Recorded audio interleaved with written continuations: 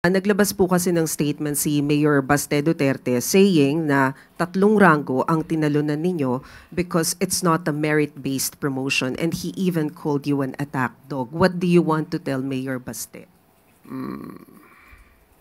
Okay. I just respect his decision, and I respect his opinion. And rewind lang ng konti sa termino naman ng tatay niya kung sino unang chief PNP. Okay? So, ano ranggo ng unang chief PNP at ano ranggo ko bago ako naging chief PNP. So, it really goes back to him, really. Seriously speaking, it goes back to him. Okay? The first chief PNP of his father is a 1-star na naging automatic 4-star. Did he ask that? Did he question that? So, Salamat, General. thank you. Next to ask question is Ms. Pia Gutierrez, ABS-CBN. Hi, General. General, hingi rin din po ako ng reaction dun sa sinabi ni Vice President Sara Duterte sa kanyang interview sa The Hague. She said that, she questioned your appointment as PNP chief, even calling it sketchy, especially as a Senate committee daw found that you have violated the law in implementing the arrest of her father, former President Duterte. Can you comment on that? Again, I respect the opinion of the Vice President and the opinion of everyone regarding the things that we've done during the arrest of Mr. Duterte and his eventual transfer to The Hague. The findings of the Senate Committee is still within the Ombudsman, and the Senate Committee is not a disciplinary machinery nor a court that can say who is right and who is wrong, who is guilty and not guilty. So I think we will answer all those things in a proper forum. Okay.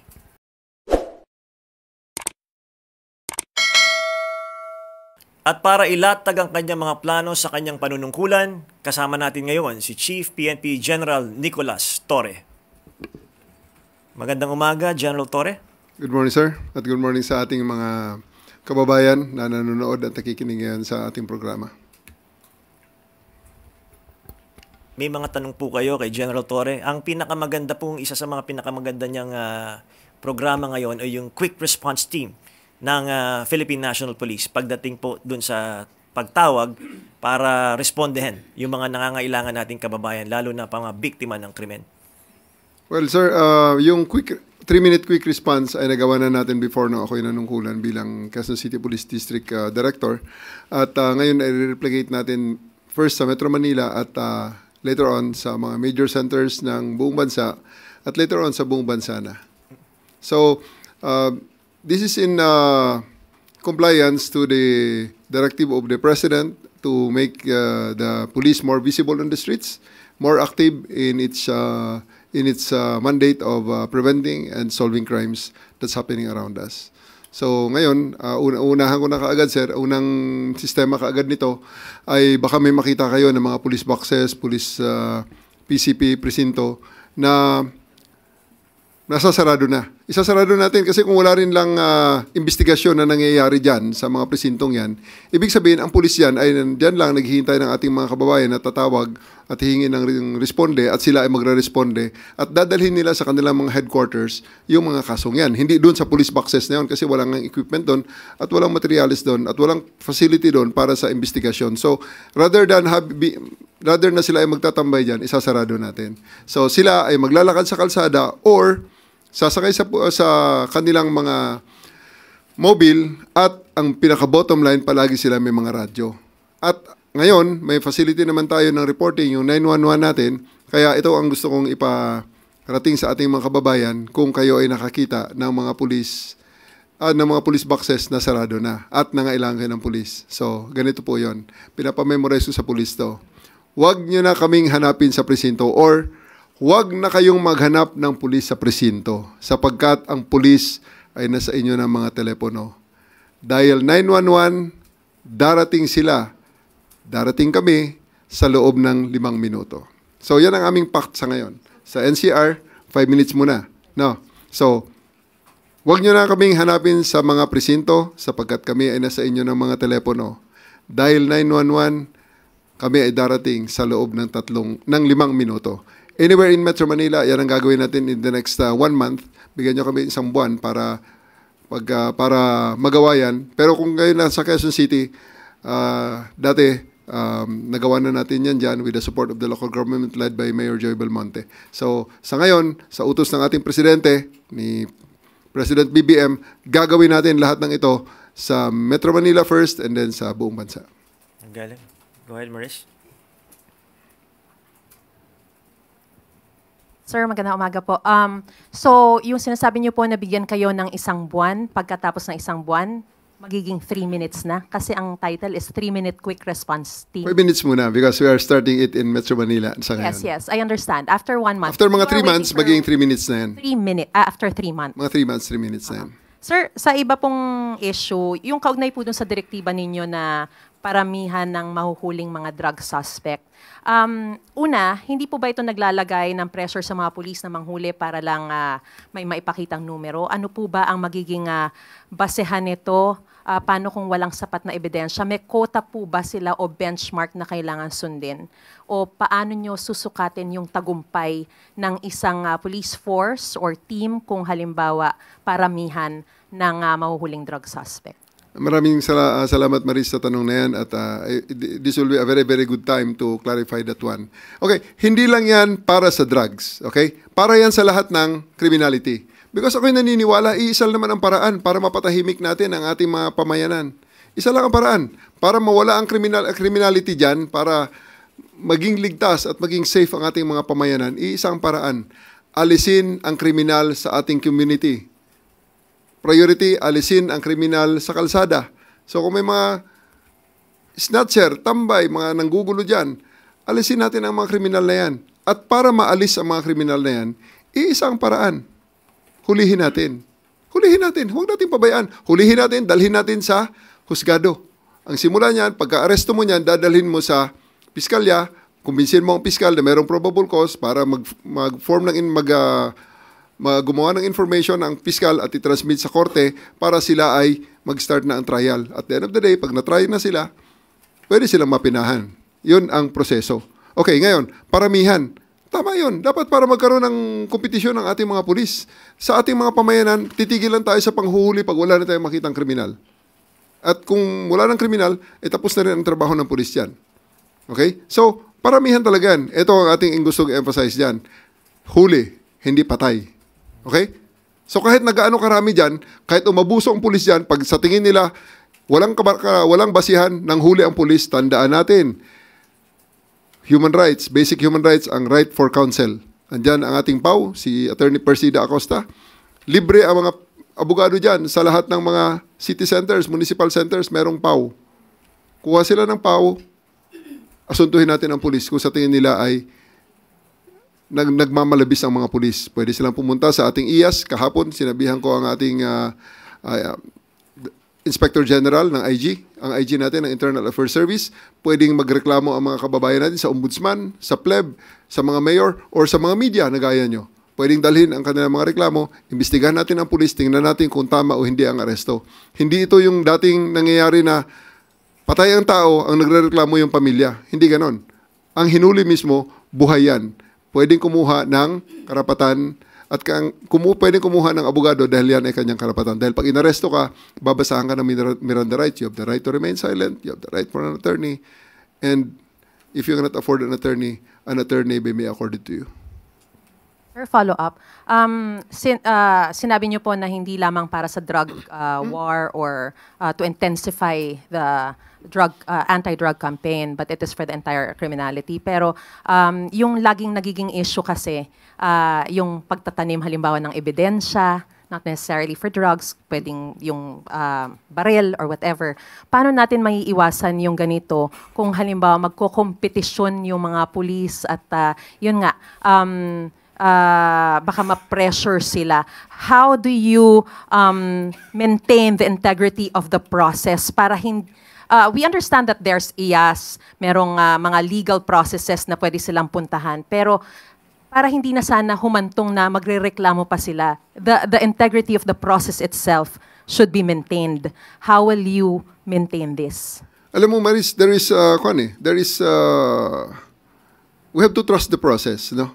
Alam ko, mahirap sabihin niya na we have to trust the process. Pero the choice is here. Pumunta ang ating kababayan, ang mga kababayan natin pupunta sa pulisyan, pupunta sa presinto. Bakit? Humihingi ng redress. Sir, tulungan nyo kami kasi may mga adik doon sa aming, may mga adik na tambay doon sa aming daanan. Anong gusto yung sagot ng pulis? Punta ka sa barangay, bahala na sila doon. Or manghuli tayo. That's a choice.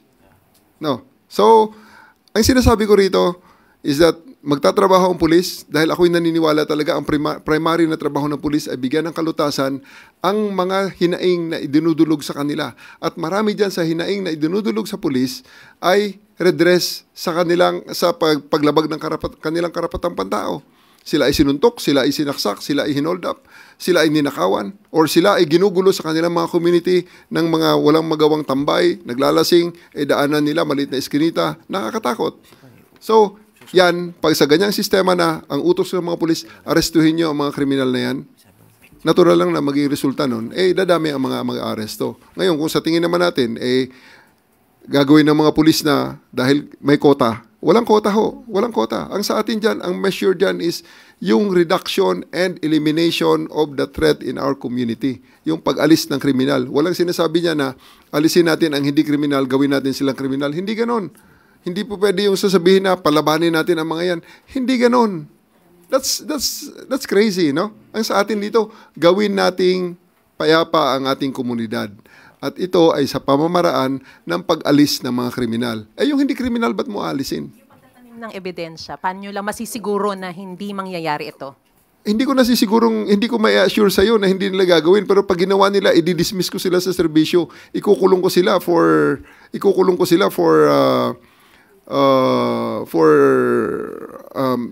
incriminatory machinations. And mind you, nung sa CIDG ako, merong naimbestigahan kami yan hanggang ngayon nasa kulungan, isang lieutenant colonel at siyam na NCO. Dahil sila ay naimbestigahan, nireklamo na nagplant ng ebidensya at nag-orchestrate ng isang bypass na hindi naman totoo. So, hanggang ngayon nasa kulungan. Yan ay even without the warrant of arrest and wala pang, pulis sila eh. So, essentially, I placed them in the custodial center. Ang kanilang trabaho ay maglinis nung selda nila araw-araw. So, they really cannot, unless they will resign, they cannot violate that order.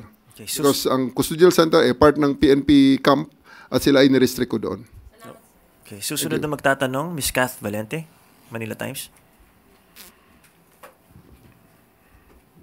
Yes, sir. Good morning, General Torre. Sir, the CHR Commission on Human Rights earlier raised concerns over your directive, Paramihan System Directive.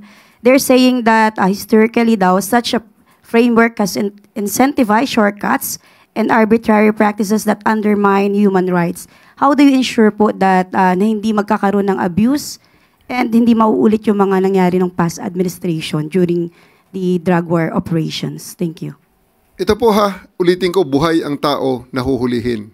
Walang patay at we will not condone wanton killings or wanton murders. Ngayon, andyan ang CHR. Then we will liaise with them, we will talk to them, at gawin natin silang partners na pag merong abuso ang pulis, we will very, very, very much welcome the investigation to be launched by the CHR.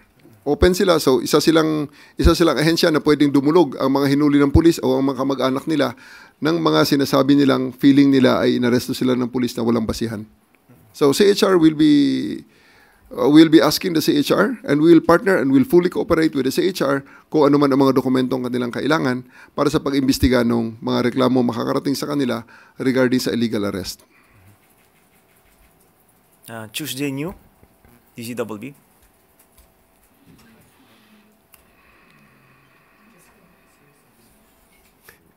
Diyan, mukhang marami na natakot ng mga drug addict bigla. Ayun po, that's the purpose. That's the purpose. Dalawa lang yan. Tumigil sila kung kailangan nila ng tulong. Ito sir, hindi naman lahat yan huli lang kaagad para ikulong sila. Baka pwede silang sumurrender din at dadalhin natin sila sa rehabilitation centers para matulungan sila. Kasi wala namang buhay dyan sa droga. Patay lang kaagad ang diretso. It's a slow death really that tulungan talaga natin dapat ang ating mga kababayan na nangailangan ng rehabilitation services. Sa nakita naman natin sa mga survey na yan yung mga gusto ng taong bayan. Yes, ng mga mamamayan dahil nga napakaraming addict na nagkakalat. Kaya ngayon, Itong order ni General, tama lang yan para sa ating mga kababayan. Tutugunan natin yung kanilang takot laban sa adik. So, Tandaan natin, isa pang gusto kong i-clarify. Yan kasing paghuli, yung warrantless arrest, may obligasyon ng pulis dyan. Isusulat niya yung sa kanyang affidavit of arrest, ang circumstansya niyan, nakasulat yan. At pipirmahan niya yan, hindi magbabago na yan. Dadali niya sa piskal, tataas ang kanyang kamay, susumpaan niya yan. Pag napatunayan na ang kanyang sinabi dyan, isinulat dyan ay mali, kulong ang pulis dyan, perjury, dismissal from the service yan. May kulong pa yan kung drugs yan at yan ay incriminatory machinations. That is life in prison. Hindi yan sabi na ang pulis ay ganun-ganun na lang. Hindi. We'll make them accountable. We'll hold them accountable. Kasi nga, ang kapalit naman yan ay magiging metrics naman ng performance nila yan. Totoo yun. Ang una nyo nakita, metrics ng performance yan. Pero ang risk naman ng pulis dyan ay napakalaki rin. Sapagkat kung ikaw ay gagawa ng illegal na aresto, lalong-lalo na dito sa Metro Manila na kung saan nagkalat ang CCTV, nagkalat ang mga cellphones, at mapatunayan na nagplant ka ng droga, hindi ka lang dismissed from the service. Kulong ka pa ng habang buhay. So, please, ang ating mga kababayan, magtiwala po tayo sa proseso. Ito po ang nakasaad sa batas. Ito po ang susundin natin. Ito ang proteksyon ng ating human rights. Good morning, General. Recently, mayroon pong huli ang PDEA na understand kasama ang PNP ng drugs sa Mariveles, Bataan, sa karagatan nila nakita. Ito na po ba yung resulta ng sinasabi ni Presidente na close coordination with the PDEA para doon sa intensifying illegal drugs operations? Napakagandang tanong mo, Ms. Tuesday New. Andito ang Regional Director ng Region 3. Andyan din ang ating PIO. Pwede ba? Can I request straight from General Jean's mouth, siya ang involved doon sa case na yon. Please. Sure, General. To answer po yung question po ni Ma'am Tuesday, yes po ma'am, ito po yung aming pagtugon doon sa utos po ng ating Pangulo na mas lalo pong palakasin ang koordinasyon po ng Philippine National Police sa PDEA po, at yun po ang nagresulta. Kung matatandaan nyo po nung nakakaang buwan ay magkakasunod po na malalaking volume po ng illegal drugs ang nakuha po natin sa Angeles City, at ito nga pong pagkakadiscovery po ng mga lumulutang po ng mga illegal drugs dyan po sa galing po actually po yan sa Zambales, ma'am. Ang nakakuha po niyan ay yung mga mangingisda po galing sa Bataan, at dinala po nila yan sa Bataan at isinorender po sa PDEA at PNP. At sa ngayon po, ma'am, ay nagsasagawa po ng joint patrol po ang PNP Maritime Group, ang Philippine Coast Guard at Philippine Navy, dahil tinitignan po natin baka may mga kasama pa po yan na maaring palutang-lutang pa rin po. At gusto ko rin po, Sir Jay, nakuhanin ng pagkakataon pong ito para manawagan din po doon sa mga mamamayan po nating naninirahan sa mga coastal areas, pati na rin po doon sa mga posibleng nakakita po ng mga ibang parte po nitong mga drugs po na ito, ay makipagtulungan po kayo sa amin kung meron po kayong nakikita po dyan para ma-recover din po natin yan kung meron pa pong natitira na bahagi po yun ng mga naglulutangan pong drugs dyan po sa area po ng Bataan at Zambales po. Follow up lang po, ma'am. I understand ito ay nakuha dahil sa tulong ng mga fishermen. Mayroon po bang parang sort of incentive naman sa kanila para mahikayat sila na makipagtulungan po sa PNP and PDEA para mas gumanda yung operations laban sa illegal na droga? Maganda mo, ma'am, at naitanong niyo po yan, ma'am, at ako po mismo ang nag-utos sa ating Provincial Director po ng Bataan at Zambales po, at nakikipag-usap na po sila ngayon sa kanilang mga governor para mabigyan nga po ng insentibo ito mga kababayan po natin, lalong-lalo na po yung ating mga mangingisda na kusang nag-surrender po nitong mga illegal drugs, para bigyan din po sila ng insentibo. At ito rin po yung ating gagawin doon po sa makakapag-report pa po sa atin kung sakasakaling meron pa po silang makikita na lumulutang po dyan sa mga coastal areas, para naman kahit paano magsilbi po itong motivation at inspirasyon sa iba nating mga kababayan para tulungan po tayo na masugpo po itong problema po natin sa illegal na droga. Dahil sabi ko nga po kanina, ito po yung utos ng ating Pangulo, at yun po ang patuloy po nating gagawin. Nasaan na po ngayon, ma'am, yung mga na-confiscate na illegal drugs at ano po ang gagawin dyan? Susunugin ba yan o papaano po? Isinurrender na po natin yan, ma'am, pagkatapos po ng proper inventory and documentation po. Nasa custody na po yan ng PIDEA po at ini-schedule na lang po, ma'am, yung pagsunog po niyan para po siguraduhin po natin na hindi po yan marirecycle at talagang immediately po ang magiging distraction po ng mga illegal drugs po na nakumpiska po natin. Thank you po. Thank you very much to your team, General Jean Fajardo, at congratulations sa kanila. Napakalaking accomplishment po yan. At balik na ulit tayo kay General Torre regarding naman po yung direktiba ng Pangulo ng police presence sa mga komunidad. Sir, kasi ang sabi ng Pangulo dapat maramdaman ng tao. That's the reason why, sir, kanina sa opening statement ko, na isinasarado na natin yung mga maliliit na mga presinto, yung mga PCPs at saka yung mga police boxes, pinapaalis ko na yun para ang mga police ay huwag na tumambay doon. Ang mga police natin ay, I would rather na ang police ay tumatambay sa 7-Eleven, dyan sa labas ng 7-Eleven, sa labas ng palengke, sa labas ng mga drugstores, kung saan sila ay nakikita at pinupuntahan ng mga tao. Nakasilong sa, hindi naman ibig sabihin na dahil kailangan natin ang police visibility, nandun sila sa ilalim ng initan. Hindi naman. Although pwede kong, gusto ko rin sabihin sa kanila na lahat ng mga police dapat mas maitim kaysa sa Chief PNP. Alam nga naman ang Chief PNP ang pinakamaitim. Kailangan lahat sila maglakad at maglakad sa kalsada so that parang nakikita sila. So, ibig sabihin, dapat lumabas sila. Huwag sa aircon. Nothing. No Baka bata man niya, matanda, pwedeng takbuhan ng pulis. Yes. Mamang pulis, may nangyayaring krimen dito. Pero ang pinaka-importante sa lahat, huwag kalimutan, buhay ang 911. Tawag kayo sa 911, then press 1 for police assistance. Ito na yung ginagamit yung technology. Yes. Andiyan na yung teknolohiya, sir. Sugpo ng krimen. Yes, sir. Sir, paano yun? 24/7 ba yung police presence natin? 24/7 ang police presence, especially dito sa Metro Manila, sir. That's why ginawa ko ng 8 hours per day ang duty. 8 hours per shift ang duty natin. Pagkatapos mga tao natin magtatrabaho ng 24 hours ang shifting nila. So that kahit alas 4 ng umaga, kahit alas 3 ng umaga, alauna, alas 2, tanghaling tapat, alauna ng hapon, tirik na tirik ang araw, ang pulis natin ay 100% ang kanilang sa gabi battery. naman, yung mga tinutugunan natin, yung mga community, yung nagtatrabaho sa mga call centers. Yes, kasama dyan, sir, ang mga nagtatrabaho sa call centers because Manila, it never sleeps. Hindi natutulog ang Manila eh. Okay. Next to ask, Ms. Maricel Halili of Channel 5. General, magandang umaga po. Balik lang po ako doon sa usapin ng drugs.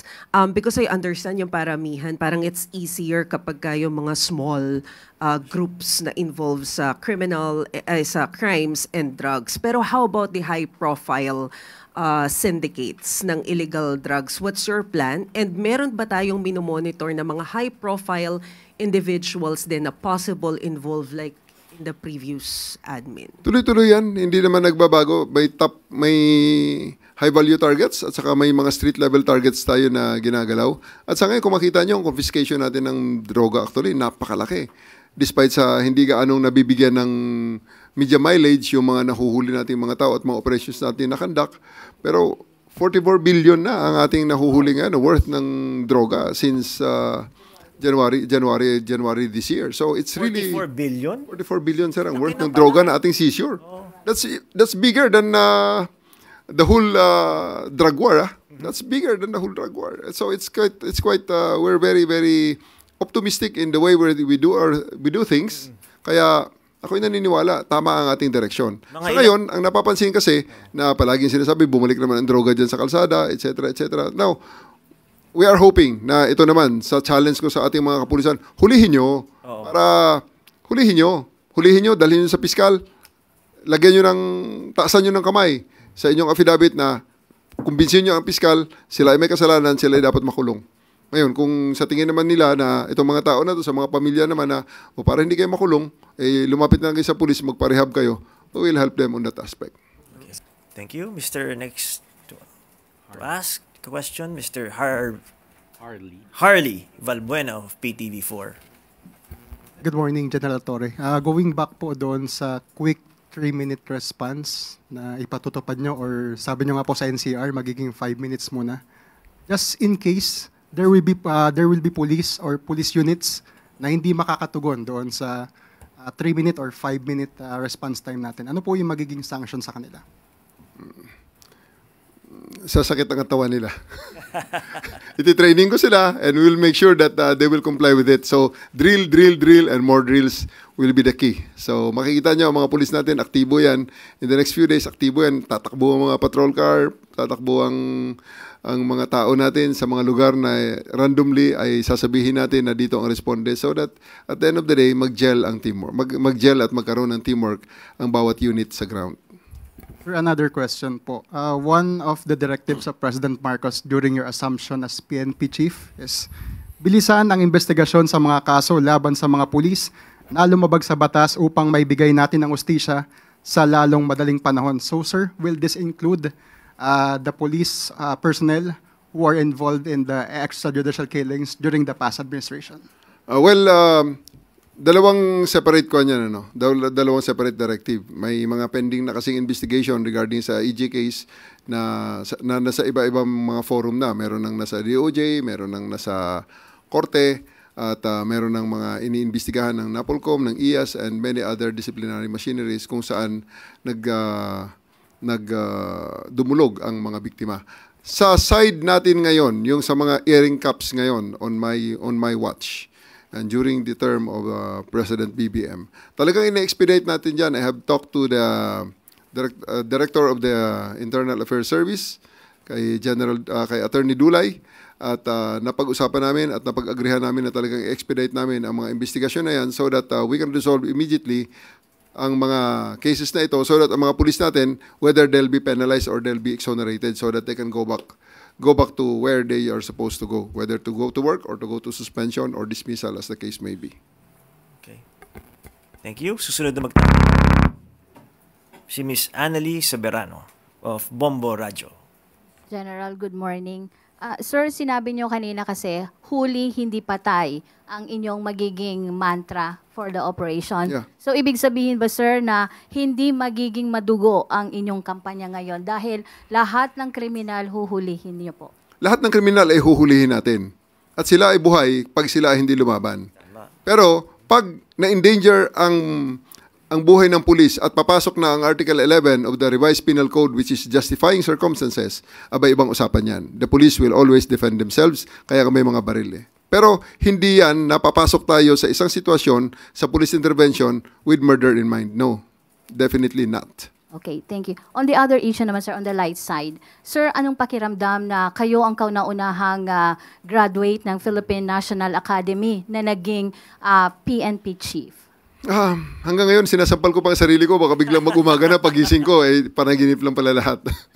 But right now, of course, I'm very happy. I'm very humbled, and I'm very, very elated with the trust and confidence that was given to me by the President. But at the same time, medyo mataas ang pressure. The expectations are very high, and really, I have to make good. Otherwise, the 8,000 strong alumni of the Philippine National Police Academy will disown me. So I really have to do good and do the job properly to ensure na may pakita na tama ang pagpili ng ating presidente na bigyan na ng pagkataon ng PNPA graduates na mag-lead ng ating organisasyon. Maraming salamat, General. Salamat din, ma'am. Next to ask a question is Mr. Christian Yusores, Radyo 630. Good morning, General. Balikan ko lang po yung sa directive ninyo, no. What's in for the policemen po with this directive? You mentioned wala namang quota, pero paramihan. Meron po ba tong reward system or incentive or promotion awaiting for the policemen na makakahuli ng maraming kriminal? Para lang po maintindihan ng publiko, dapat po bang matakot ang taong bayan sa mga polis? Ang mga incentives natin, pinag-iisipan ko pa kung paano namin ang sistema ng final how to incentivize yung trabaho ng pulis. Ang pinaka-ayoko kasi mangyari, yung pulis na snappy, lousy, same salary. Kasi manghuli ang pulis o hindi manghuli ang pulis, pareho lang ang sweldo eh. Di ba? Sa ngayon, kaya yan ang nangyayari dyan. Nabugbog ka, pambarangay lang yan, punta ka sa barangay. Kasi pag hinuli ko yan ng bugbog sa'yo, pipirma pa ako ng affidavit of arrest. Alam niyo ba kung gaano kahirap yun? Itataya ko ang aking karir, magtataas ako ng kamay, tatanungin pa na, yan, is it within the ambit of hot pursuit? Binugbog ka kagabi, na-hospital ka, the next day or 2 days later, saka ka palang nakapag-report sa pulis, sabihin ng pulis wala na ho kasing hot pursuit yan eh. So, sa Attorney Claire is very well versed on that. At Hinuli mo na nga, aasuntuhin pa, kakasuhan pa ang pulis dahil 2 days later na eh. Di wala nang hot pursuit. Oh, anong gagawin ng pulis? Barangay na lang yan. Pag-usapan nyo lang sa barangay yan.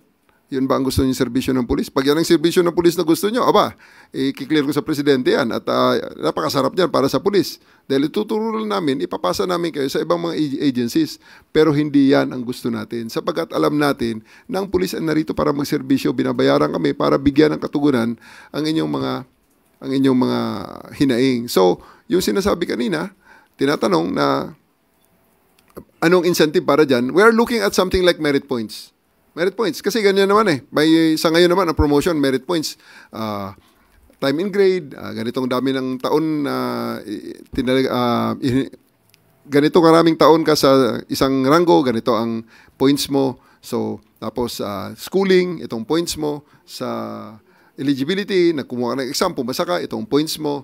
And education mo, ito ang points mo. Yung training mo, ito ang points mo. So, gusto ko idagdag yan na metrics din, na ganito karaming hinuli mo, itong points mo. Ganito karaming search warrant ang in-implement mo, itong points mo. Ganito karaming warrants of arrest ang in-implement mo, itong points mo. Kaya may eliminate din natin. Alam ko, maraming mga kababayan natin dyan. Sir, grabe naman itong mga pulis. Meron kaming warrant of arrest na nang-istapa sa amin. Hanggang ngayon ay hindi pa rin ini-implement. Narinig nyo ba yan? I'm very sure narinig nyo yan. So, mababawas-bawasan. Kasi nga, mag-implement ka ng warrant of arrest. Nandito ka sa Manila. Ang wanted, alam mo na dun sa Samar halimbawa. O, magta-travel ka sa Samar para i-implement yan. Or, i-transmit mo sa Samar, ang mga taga-Samar naman, pag hinuli nila, problema na naman kung magkano ang pamasahe papunta mula Samar, papuntang Maynila, ibabalik mo sa Court of Origin. So, mga ganong challenges. So, yung pagtatrabaho kasi ng pulis, it's really a challenge na itinataya ng pulis ang kanyang sarili, ang kanyang reputasyon, ang kanyang sweldo para sa trabahong yan. And we want to incentivize that. Gusto natin na magkaroon meron namang, it's just but fair, I think, na we reward them properly, we recognize them properly for the job that they're doing. Hindi lang yung snappy-lousy, same salary. Okay, last 2 questions. Ms. Tuesday New again, of DCWB. Hi, sir. Following your statement, sir, para doon sa expectations nyo na dapat ipakita ng mga pulis, dapat ba silang matakot, sir, sa mga directives nyo? And will you be conducting surprise inspections din any time of the day para makita nyo kung sino yung mga nagtatrabaho at hindi? Dapat bang matakot ang ating mga kababayan sa ating kapulisan? I would like to believe na kung kriminal ka, matakot ka talaga, huhuling ka talaga ng pulis. Pero kung ikaw naman ay law-abiding citizen, ikaw nang ang naging biktima. Ikaw pa matakot sa pulis, so saan ka pupunta? So I do believe na medyo ang very straightforward na answer dyan, pag tama ang iyong ginagawa, ang gusto ng pulis, ligtas ka. So, kaligtasan sa kapahamakan, kaligtasan sa krimen, kaligtasan sa kung ano man na sa mga masasamang elemento na gustong mangbiktima sa inyo. Kaya tinutuloy namin yung mantra ni General Marbil na sa bagong Pilipinas, ang gusto ng pulis, ligtas ka. Yung sa part ng mga pulis, sir, dapat ba silang matakot kay General Torre dahil mahigpit? I would like to believe na hindi ganyan ang opinion ng mga tao ko. Dahil when I was in Quezon City, umalis ako at napunta ng Comel, lahat gusto sumama sa akin, hindi po pwede, hindi obra. And then when I was in Comel, I went to Davao. Ang daming gustong sumama sa Davao. So hindi naman sila natatakot sa akin. I would like to believe that. And then when I went from Davao, I went to sa ADG. Ilan lang ang pwede kong i-accommodate ng mga taga Davao na gustong pumunta. Ang aking DDA, taga Davao yan. Ang aking DDO, taga Davao yan. Ang aking Chief of Staff ngayon, taga Cagayan. Ang mga field commanders ko, they come from all over the country. At maraming, hindi lang opisyal, kundi mga NCOs, mga gustong sumama sa akin. So, I would like to believe na wala pa naman ako reputasyon na dapat nilang katakutan. They just do their job. I'm one of them. Ako ay isang pulis din. Naintindihan ko talaga kung ano ang nararamdaman ng mga tao sa kalsada, sa ating mga pulis sa kalsada. Kung kaya't I'm making it very, very sure that I give them the environment that they can perform and give the best service to the Filipino people na in the first place ay yun ang aming pangako. Yung surprise inspections, sir? Surprise inspections, I will do it to some extent, but most of the time, I will leave it to my mid-level commanders and supervisors. Trabaho ng mid-level commanders and supervisors. Kaya nga ang aming sistema ngayon na yung sa mga Facebook, sa mga social media, may nakakita tayong mga nag-aaway na dalawang tao sa harap ng pulis. Walang aresto na ginawa ang pulis. May nag-rumble, may nag-riot, tumalikod pa ang pulis. Sa mga ganyang situation, ang pulis na nandun mismo ay ating ibabalik sa training. Iti-train ko sila. Kaya ang training service magkakaroon ng programa na pwedeng pumunta para magkaroon ng subject matter expert ang ating mga pulis para makakuha sila ng panibagong kaalaman, police intervention most especially. Pero ang chief of police ng police na yan na pupunta sa training, yun ang aking aasuntuhin for failure to supervise their people, for failure to train their people properly, and for failure to actually be with their people. Sila ang pa-explainin ko, administrative case yun. Failure to supervision, command responsibility.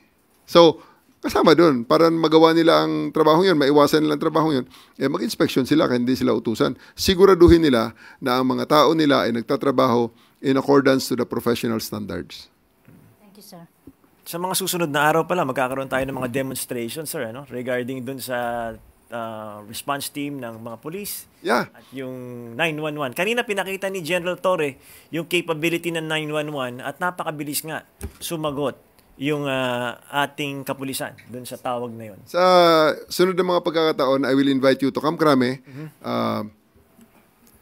Maglagay kayo ng inyong mga mobile crew sa Metro Manila, kung saan man ang mga OB van nyo, kung saan man. Tapos, ibigay nyo sa akin ang location kung saan ang OB van nyo, magdi-dispatch kami ng unit, start the time, dapat 5 minuto, nandun ang itsura ng OB van sa command center. Dahil merong body camera na nakatutok sa kanya, nakikita natin kung anong ginagawa ng mga tao sa OB van. Kahit na sabay-sabay, mga 5 OB van o 6 na OB van, para medyo may challenge. Kasi kung isa lang, madali lang hanapin yan eh. Dapat mga 5, 6. Dahil yan ang ating, yan ang simulation na para bang yung tao na yon ay tumawag sa 911, humihingi ng saklolo. So that pag may makitang malapit na pulis, kakawayan mo at kakausapin mo. Dahil, mamang pulis, andito po ako, kailangan ko ng tulong. Ibang usapan yung hahanapin ng pulis na nagtatago, ha? Kasi pag nagtatago yan, hindi makuha sa 5 minutes yan, mga 16 days. Gagamitan natin ng heartbeat monitor. Okay? Ibang usapan yun. Okay? Okay. So, one more last question. Ms. Maricar Sargan, Brigada. Good morning, sir. Sir, kasama din po sa nabanggit ninyo yung core pillar ninyo na ipatutupad sa PNP regarding modernization. Can you elaborate this, sir, yung sa modernized na mga technology, investigative tools? Kasama po ba dito yung regarding sa forensic investigation? Oh yes, forensic investigations will play a very vital role in the investigations that we are doing. Actually, right now, the forensic investigations are playing already a vital role. There are, like for example, itong last na kidnapping na nangyari, na-identify natin na talagang doon pinatay sa bahay na nakita natin na sundan ng ating mga through CCTV backtracking, nandun talaga ang biktima. Kasi kahit na nilinis na nila, pinroses ng crime lab, alam ka agad kung nasaan ang blood splatter, nasaan ang mga fingerprints, na nang nilift ng crime lab, gave irrefutable proof na talagang itong mga tao na to ay nandun sa bahay na yun. So, science will always play a vital role in our policing right now. And then about modernization, napakita ko kanina kina PCOJ na ang ating mga radyo ay nationwide ang coverage, ang ating mga body cameras ay nakikita natin habang live na nandun sa field, dala-dala ng ating mga tao, and so many other things. Makikita rin, may mga drone patrols din tayo na babalik yan at makikita nyo na hindi lang tayo nagpapatrolya sa ating mga lansangan, kundi nagpapatrolya rin tayo galing sa itaas gamit ang ating mga drones.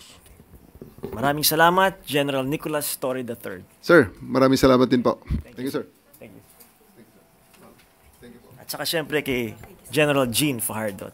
Congratulations.